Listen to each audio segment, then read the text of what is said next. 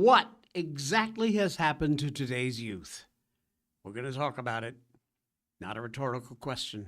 It's a real problem. Trans kids, however, is apparently a dying trend. That's good news.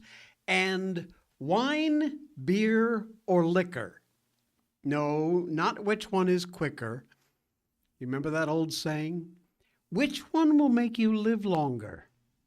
You might be surprised at the answer. Welcome to the Jay Sheldon Show. You know what? I had fried chicken for dinner. I know it's breakfast where you are, it's dinner where I am. Nevertheless, I got a piece that was caught in my throat, and I think I've finally gotten rid of it. Anyway, we're off to the races. Lots going on.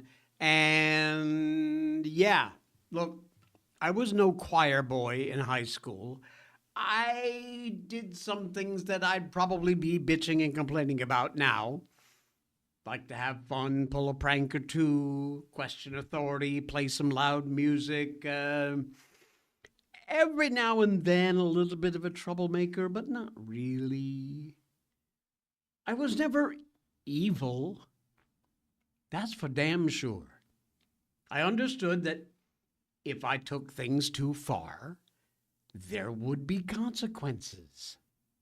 Common sense.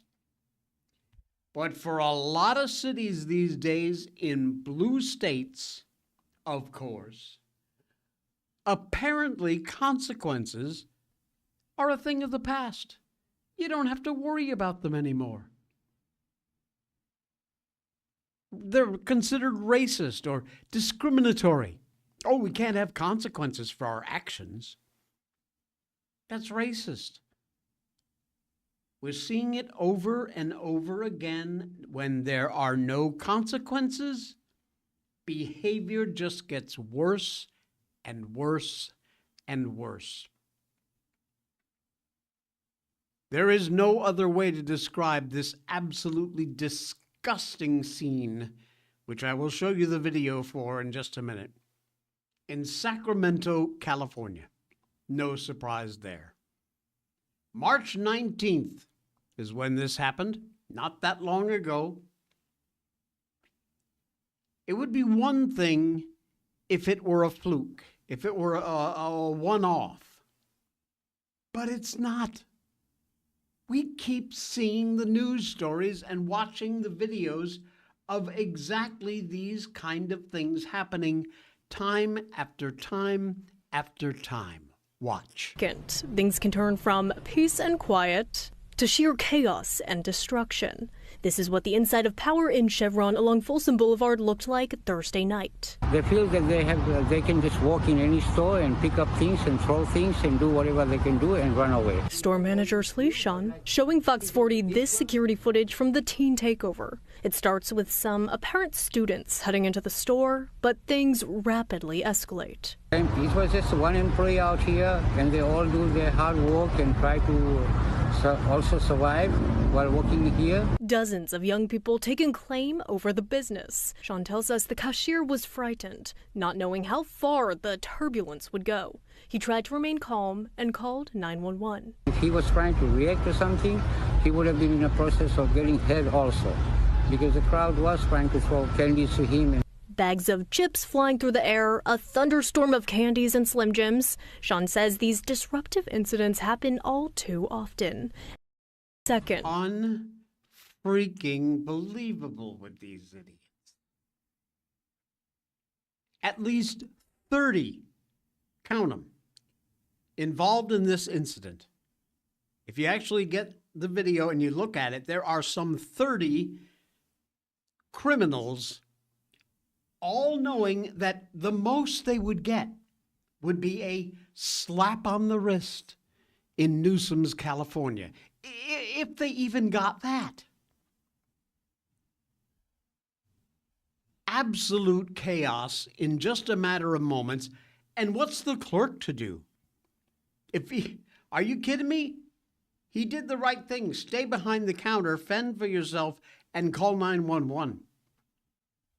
This was a Chevron station on Folsom Boulevard. They flood the store, they vandalize the business, steal whatever they want. And this is common. This is not a one-off. It happens all the time. It's the capital, Sacramento. You'd think there might be a little law and order, at least in the capital. Oh no. 7-Eleven, looted, destroyed. Look at this one.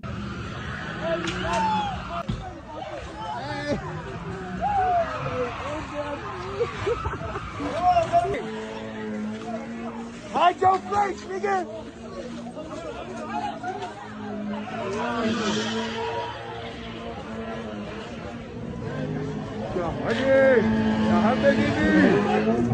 Don't be on my face!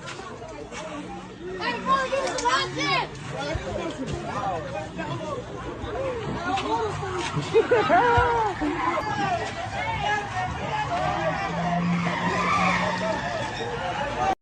Absolutely shameless.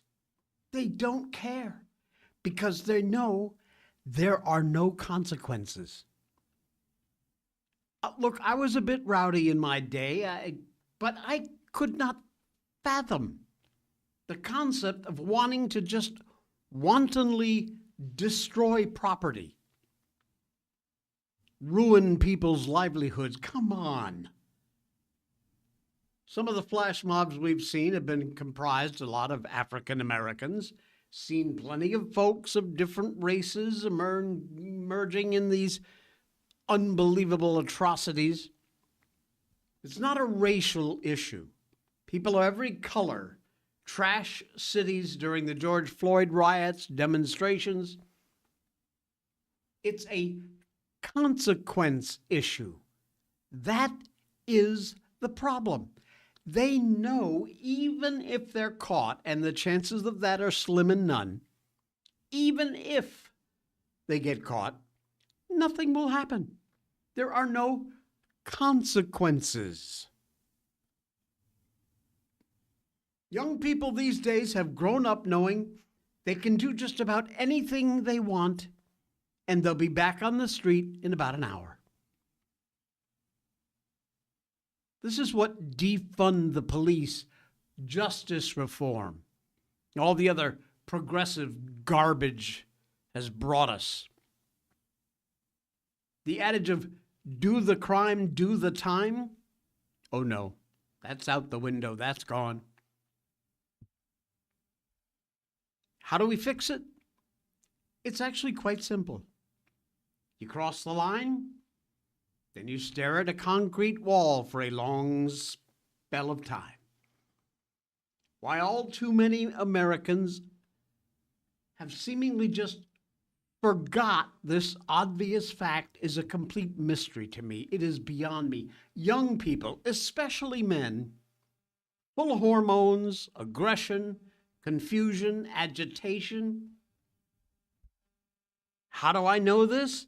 Because I was one. It was a long time ago. But for centuries, civilizations around the world have dealt with this by having older men guiding them through life. And today, that doesn't exist. Harsh consequences when they stepped out of line.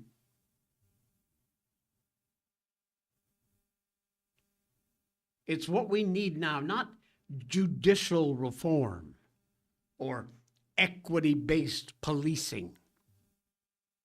You do the crime, you do the time. It is the only thing that's going to fix this problem. And it doesn't look like it's going to get fixed anytime soon, sadly enough. Unbelievable. Is there hope? You know what? Frankly, I don't think so. I've lost what little bit of hope I might have had.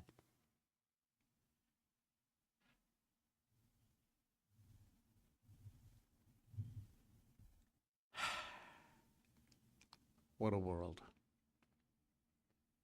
Hey, what genius thought that letting adult illegals into high school was a good idea?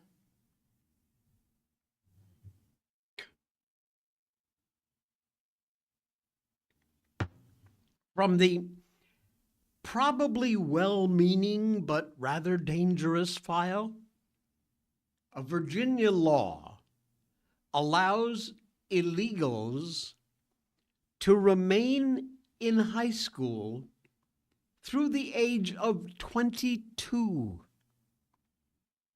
Yeah. I graduated high school when I was 18.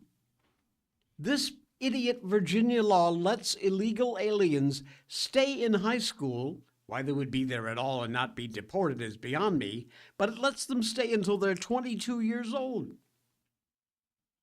Well, that law is under fire after a 19-year-old Venezuelan man was arrested earlier this month, accused of groping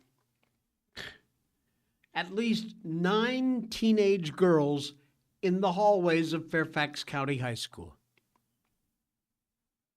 Israel Flores Ortiz, illegal from El Salvador, crossed the southern border in 2024, released unsupervised to run around the country. Thank you, Biden admin. Ortiz's case made headlines because the Fairfax County Prosecutor's Office, run by the odious Steve Descano, wanted the man released from jail and returned back into the community. A judge luckily disagreed, refused to release the illegal. Same time, Fairfax County Sheriff Stacy Kincaid indicated she will not honor the ICE detainer against Ortiz unless it's accompanied by a criminal judicial order.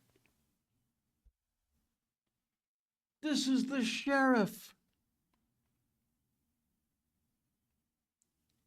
The Ortiz case has a lot of people, including parents of the victims that were groped, wondering, why is this grown man, reportedly a junior, at the school in the first place? Turns out the answer is in Virginia code, which allows English as a second language students to remain in high school until their 22nd birthday, provided they entered the U.S. after the age of 12. Meaning an untold number, God knows how many, illegal men are roaming the halls of Virginia high schools, mixing in with teen girls. Oh, that's going to end well.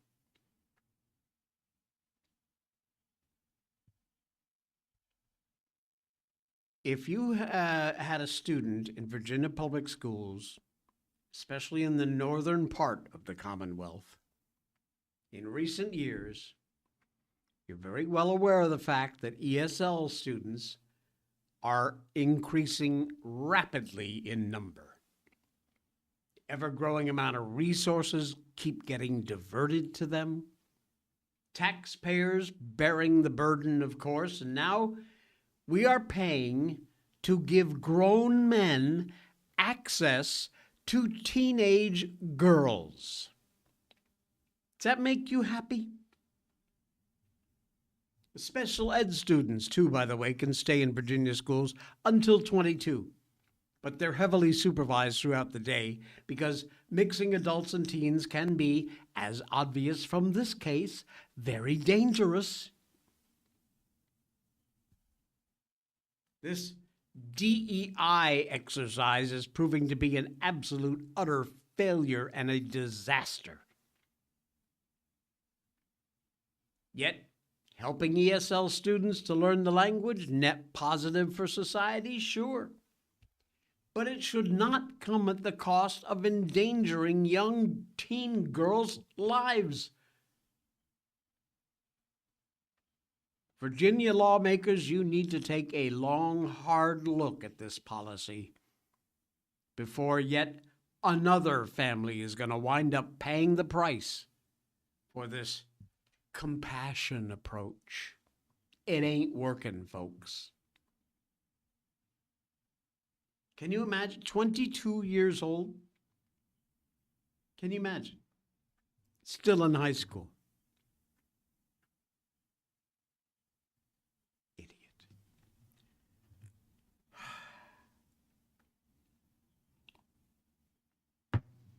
We haven't talked much about Joe Kent. We're going to now, because he absolutely crossed the Rubicon. His latest comments have drawn, finally, a direct rebuke from TPUSA. He submitted his resignation. We've all heard the story a million times. Director of National Counterterrorism in mid-March. Now he's embraced this conspiracy among some on the right who involves just asking questions about Israel and the murder of Charlie Kirk. Candace Owens, the moron, been pushing that narrative for months in spite of completely failing to provide any credible evidence at all. In some cases, she's been completely, directly debunked. But in a true crossing of the Rubicon moment, Kent recently said he would testify at the trial of Tyler Robinson that the Trump admin improperly shut down the investigation into the murder to protect a foreign nexus. Michael Schellenberger, amazing reporter, did an interview. The former director, Joe Kent, says the FBI did not properly investigate the assassination last fall. The FBI pretty forceful in saying we couldn't investigate further. I saw no action being taken.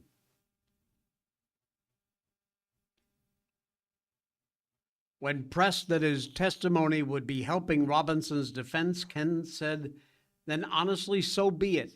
If it gets us to the truth, that's obviously the risk I'm taking.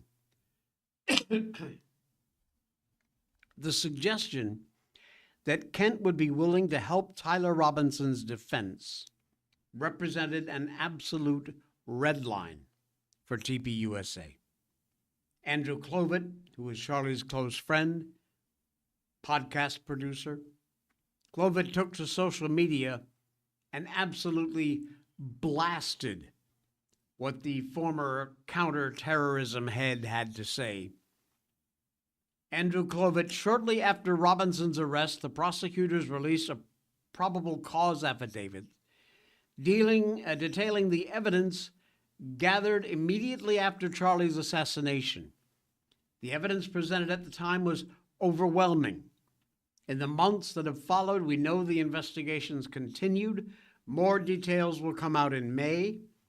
The assassin has a probable cause hearing, and we're certain there will be even more evidence demonstrating why the state believes Tyler Robinson is the assassin. Again, this is Andrew Clovet from TPUSA.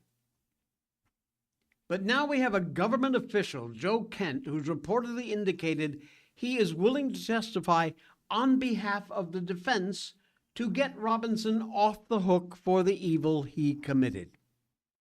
Joe Kent just crossed a red line and a massive betrayal of Charlie, his wife, his kids, and the entire TPUSA family. Just because he didn't get let into the investigation doesn't mean it wasn't investigated. That's his post on X. Another producer from the Charlie Kirk Show, Blake Neff, also responded, detailing all the evidence against Robinson. Complete lack of evidence for anything that Kent or Owens or any of the other ones are claiming or insinuating.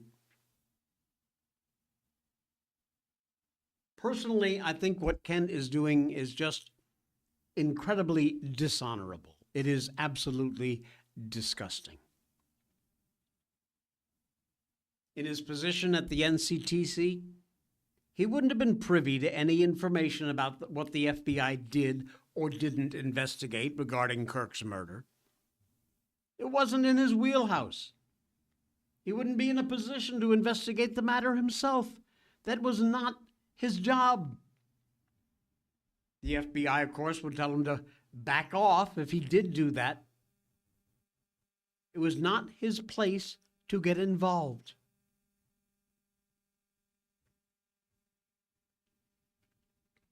But apparently he just loves the attention. He craves for it. And thank God TPUSA is finally pushing back. Hey, we had this story on. We didn't get to it, but it's a little old now. It's from March 24th, so that's actually about 2 days ago. But I want to bring it up because this, again, we keep ignoring these things, and I don't think we should be. A mysterious drone swarm is plaguing a major B-52 base, which houses nuclear weapons. And the reaction from the government? Just a big yawn. Like it doesn't matter. For nearly a week, drone swarms that they have no idea where they've originated from have rampaged across the skies over Barksdale Air Force Base in Louisiana. Barksdale is the home of the Air Force Global Strike Command. It commands all manned bombers and 5 B-52 bomber squadrons. These appearances of the drones began March 9th. Initially, they issued a shelter-in-place warning for the airbase. According to a confidential briefing document, March 15th, the drones came in waves, listen to this, entered and exited the base in a way that may suggest attempts to avoid the operators being located. Lights on the drones suggested the operators may be testing security responses at the base. And between March 9th and 15th, BAFB security forces observed multiple waves of 12 to 15 drones operating over sensitive areas of the installation, including the flight line. Aircraft displaying non-commercial signal characteristics, long-range control links, and resistant to jamming. Not your basic DJI drone. After reaching multiple points across the installation, they dispersed across sensitive locations on the base. This is weird, my friends. Intrusion hadn't been reported in the open press since the 15th of March. As they say, absence of evidence is not evidence of absence. Now, I'm sure that a Chinese intelligence operative who just happens to own 2 golf courses that just happen to abut Barksdale Air Force Base, oh, that's totally unrelated. Nah, can't have anything to do with it. Chinese intelligence official owns twin golf courses, flanking the U.S. Air Force headquarters that control 2 legs of the U.S. nuclear triad. Daily Caller News Foundation investigation found this out. They report Air Force Global Strike Command, which is responsible for all of America's intercontinental ballistic missiles and nuclear bombers, hosted by Barksdale Air Force Base near Shreveport, Louisiana, is about 2 miles to the north and south, the base effectively bordered by the golf club at Stonebridge, a 27-hole, 340-acre sister Old Oaks Golf Club, both owned by a Chinese communist nationalist. And these drone swarms, government just, whatever, no big deal. You better wake up. Unless this is your own doing and you're just reacting to try and get it out of the news, which I doubt it is, somebody better start paying attention to this crap. Unbelievable. Unbelievable. They just don't seem to care. Why? It's like the drones over New Jersey. Oh, it was an authorized FAA exercise. Well, an exercise for what? Why can't a journalist continue on with the line of questioning and just don't accept that as an excuse? Oh, the FAA approved it. Well, they approved it for what? Why are they there? Nobody asked that question, though, did they? Hey, working moms, I got 5 ways you can save your best energy for your kids, and we're going to talk about that coming up in just a moment. First, though, we're going to tell you about this, as we always do, one of our main sponsors, and we love John and the gang over there at Blackout Coffee. Oh, man, this is premium coffee. It simply is the best on the planet. Blackout Coffee, for folks who like their coffee just as strong and bold and unapologetic as you are. None of that weak, watered-down stuff from the big corporate chains. Blackout Coffee, the real deal for patriots who believe in hard work, freedom, starting your day off with a kick that really means something. Oh, man, I'm telling you, this stuff is it's fresh roasted. It's all done right here in the U.S. of A. John Santos and the gang, veteran built, veteran founded, family owned. They give back to, what's it called? Operation Blackout sends coffee to our troops through your purchases. Fantastic. They've got coffee pods, instant, cold brew. It's all available. And in a lot of your favorite roasts, you can get them ground now, even if you can't grind the whole beans, which is normally how you would get these from Blackout. Yes, you can get them ground for you. They only roast your beans after you order and then ship them out within 24 to 48 hours, which means they are absolutely arriving fresh at your doorstep. Blackout Coffee, always great specials going on over there. Check it out. And if you're a first-time customer, you use that link down there in our show notes for Blackout Coffee and use the code J20 for 20% off your first order at Blackout Coffee. Use that link in our show notes. Pick up a bag, give it a try. You'll be back for more. I'm very sure of that. All right, working moms, the choice is not between real work and staying home with the kids.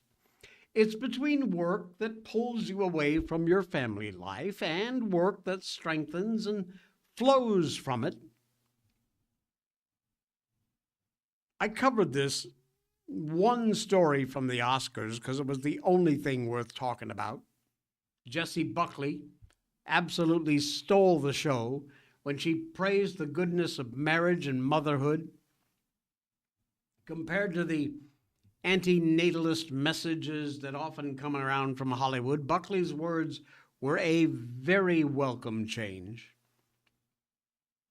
Yet to overcome the lingering influence of girl boss feminism results in record low birth rates, women across the political spectrum who have to associate success with a fulfilling job, far higher rates than marriage, God forbid, children.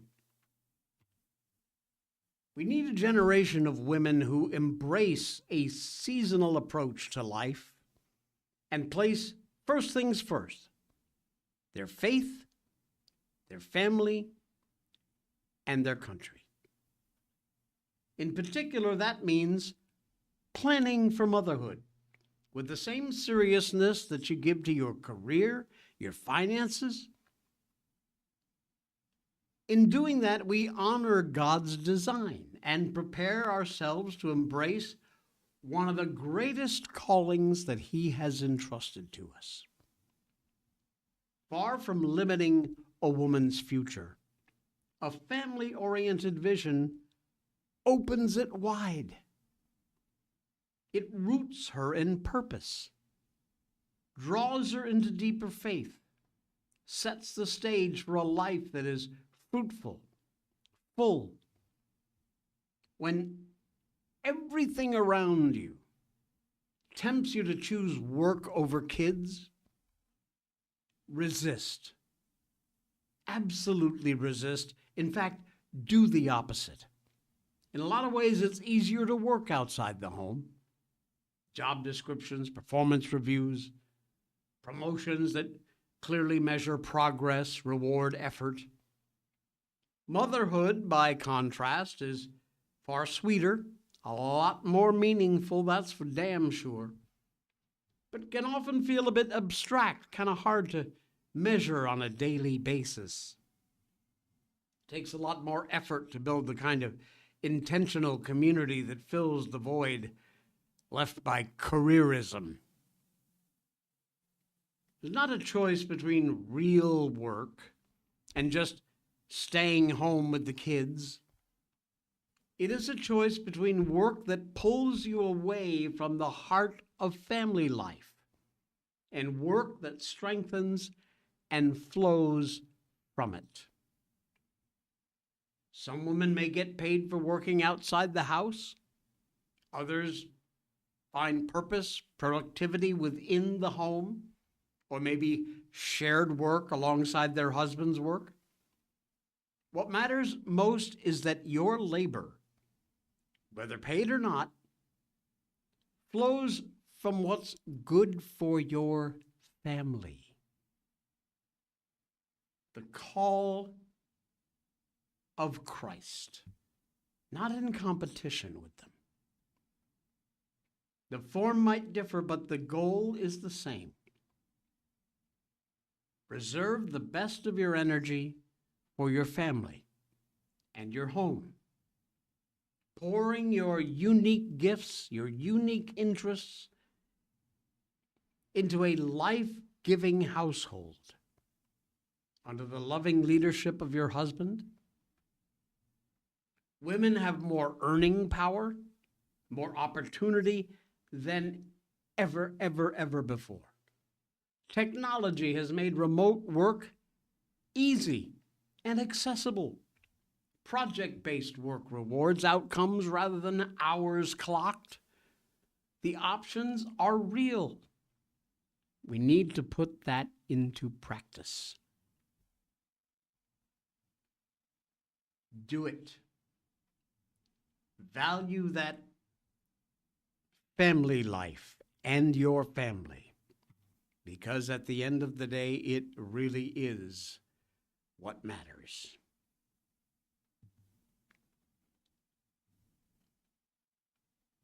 We have a waste problem.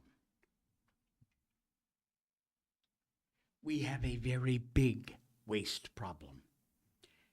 And guess where it comes from? Yep, wind and solar. It's piling up, and it's getting out of control. How do you dispose and how do you treat the vast, rapidly increasing amount of waste, all tied to wind and solar energy? Yeah, those times are coming around. We knew they'd get here, and they're here. Federal, various state governments have obsessed and subsidized and mandated about. But this is not a theoretical problem of the future. It's happening right now. Wind turbines, solar panels are very quickly nearing the end of their useful life. In many cases, they are done. They've already been replaced. New, more efficient panels, more powerful turbines have become available. Emergency situations causing even further waste. Hailstorm damage, remember Texas back in 24?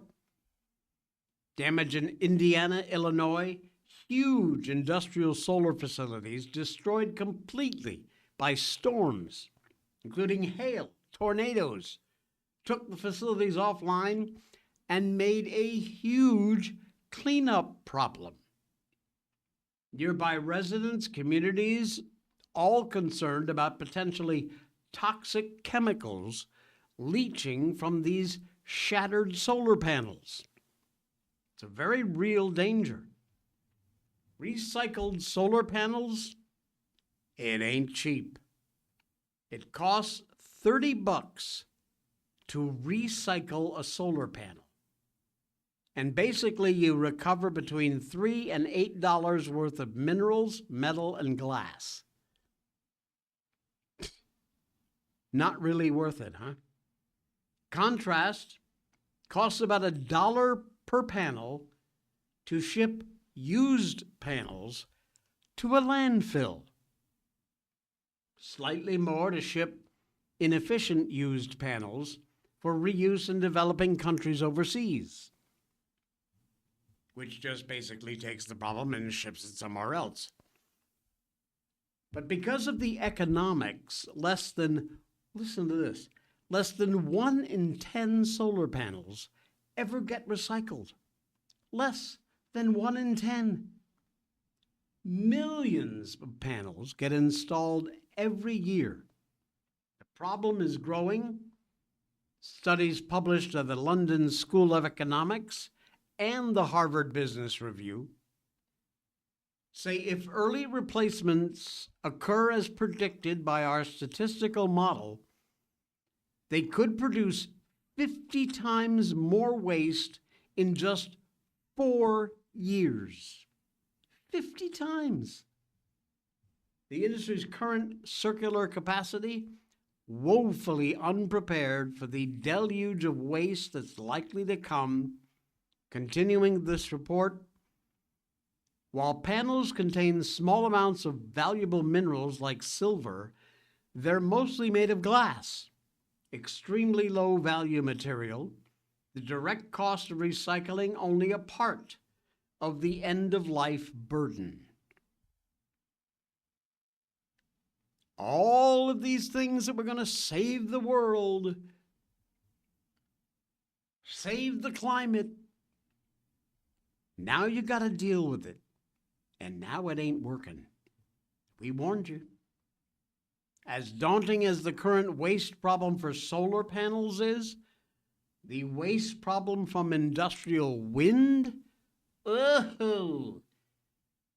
even worse. The metal in the towers and the machinery can be recycled, no doubt. Difficult to do anything useful with these massive blades. Have you seen those pictures? They are enormous. You can shred them into little bits, but that is very expensive. Listen to this. It costs $440,000 to $675,000 per unit to decommission and dispose of each onshore wind turbine from base to blade. Have you seen the fields upon fields of these wind turbines? Somewhere on average about $500,000 each to decommission them. It is well over $1 million per turbine at the end of the day. The value from the towers, gearboxes, about $28,000 per unit. far less than a tenth of the cost of tearing them down and dismantling them. Metal, the gears, the concrete, other materials, all winds up in landfills, as do the composite blades. 5 years ago, journalist Dugan Flanagan described the disposal methods and the obstacles the industry faced way back then 5 years ago. And it has only grown along with the size and number of turbines. Over the next 20 years, the U.S. alone could have to dispose of 720,000 tons of waste blade material. But a 2018 report predicted a 15% drop in U.S. landfill capacity by 2021. Very nice. We got a problem, and ain't nobody doing nothing about it, especially not your government. It has finally snuck up on us and bit us right square in the ass, where some people tried to tell you that.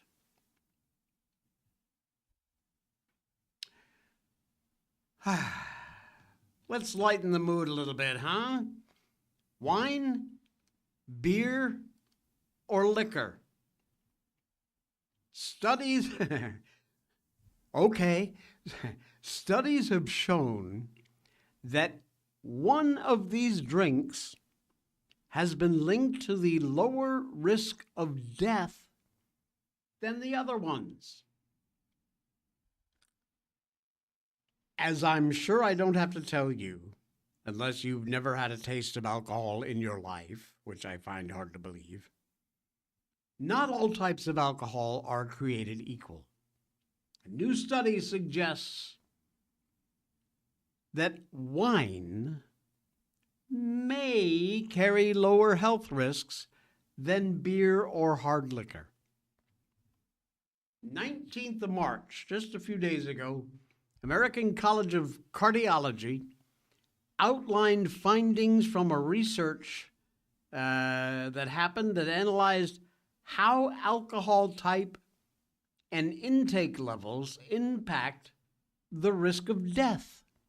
The study, to be presented to the American College of Cardiology's annual scientific session, followed more than 340,000 British adults between 2006 and 2022.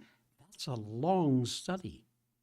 Using the UK BioLink data, researchers analyzed participant questionnaires, and the adults were placed into one of 4 groups based on their levels of alcohol consumption. Study was observational, meaning the findings show an association but don't necessarily prove any kind of cause and effect.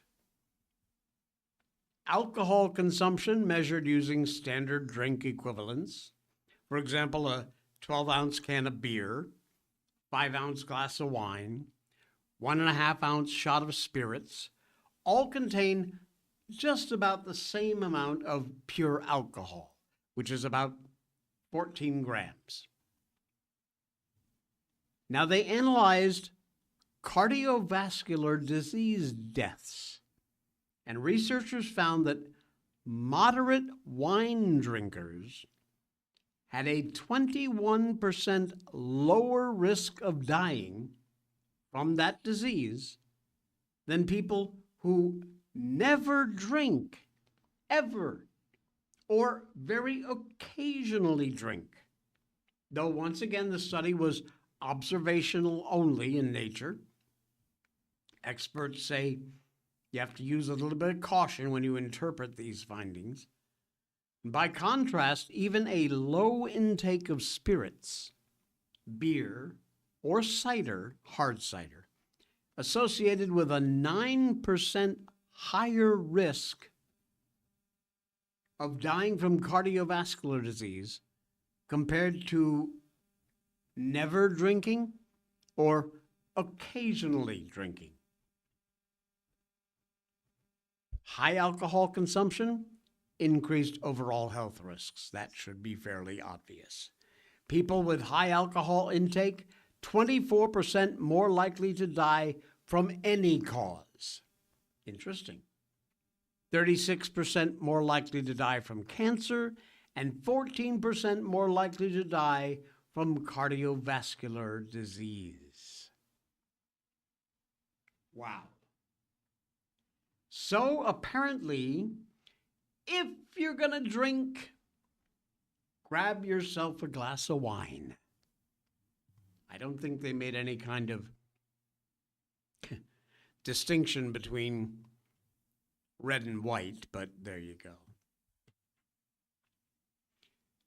You want some more good news? How about the fact that trans kids is a dying trend? Almost 90% just stopped. The fight will end because the math doesn't work. Social contagion completely losing momentum. This is the best news I've heard all day, all week, maybe all month. We are having a deeply unfortunate political battle over transgender medical procedures for minors. Like pediatric mutilation is a thing that's up for debate. In the opening days of his second term, Trump declared that it is the policy of the United States that it will not fund, sponsor, promote, assist, or support the so-called transition of a child from one sex to another, and it will rigorously enforce all laws that prohibit or limit these destructive and life-altering procedures. Health Human Services declaring medical standards for pediatric sex change procedures unsupported by the weight of the evidence. Now, Democrats struck right back, of course, asking the courts to protect child sex change operations and treatments. California legislation currently advancing a whole bunch of bills to promote and support transgender identities among minors. There's just one group of people who are increasingly uninterested in pushing for more trans kids. And guess who that is?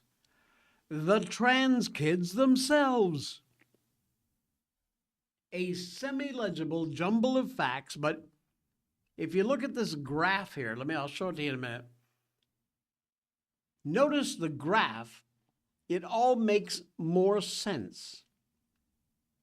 Now check this out. The detrans rate, less than 1%.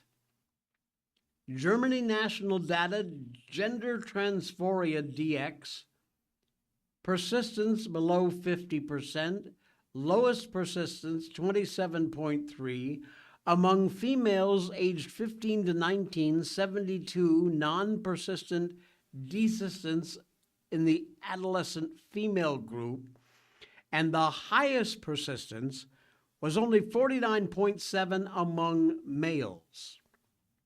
I know, a bit wonky. Detransition is the term for the reversal of a gender transition procedure. As a boy living as a girl decides he wants to live as a boy again. Or a girl living as a boy decides she wants to be a girl again.